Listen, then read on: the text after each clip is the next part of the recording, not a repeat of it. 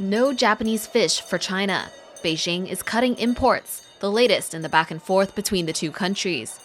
It all concerns comments new Prime Minister Takaichi Sanae made earlier this month about Taiwan.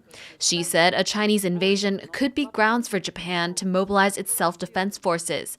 Now, China says tensions are so bad there wouldn't be a market for Japanese fish, and that more consequences will come if Japan does not issue a retraction. But Japan has not backed down, lodging its own complaints against China. A since-deleted threat posted on social media by China's consul general in Osaka has especially drawn attention. Regarding the extremely inappropriate remarks made recently by China's consul general in Osaka, Shuijian, Kensai Masaki, the director general of the Japanese Foreign Ministry's Asian Affairs Office, once again lodged a strong protest and firmly called for China to take immediate, appropriate action. Japan sent an envoy to Beijing to try and soothe tensions, but the comments have already drawn the attention of U.S. officials, with U.S. Senate Foreign Relations Committee Chair Jim Risch calling the statement over the top and highly inappropriate. And the former Assistant Secretary of Defense for Indo-Pacific Security Affairs also chiming in. The statement by the Chinese Consul General in Osaka is absolutely outrageous, particularly in light of the political assassination of Shinzo Abe very recently. To actually threaten the life of the Prime Minister is outrageous.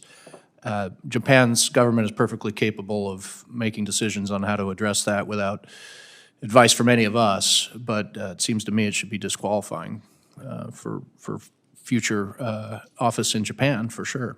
Now, China is holding live-fire drills in the Yellow Sea. It's also issued a warning to Chinese citizens against travel to Japan. The U.S. House Select Committee on China also weighed in, saying that the U.S. stands with Japan against China's attempted coercion and intimidation. But China's tactics are already making an impact in Japan. Chinese visitors are the biggest group of foreign tourists there, and many have been canceling their trips, causing Japanese tourism and retail stocks to drop. 在这期间受到的影响其实非常大。昨天我们取消了大概是6件左右，占10%，然后今天是取消了大概是10件左右，综合应该是20件左右，所以占据了我们80%的市场。 Several Chinese airlines offered refunds on routes to Japan before the end of the year, and Chinese tourists already in Japan said they're worried about the relationship between the two countries. Japan's economy really depends on tourists. I hope we can all respect each other so that things can improve for Japan, for us Chinese people, for Hong Kong, and for everyone. My parents actually shared the news with me just literally in the morning before I came.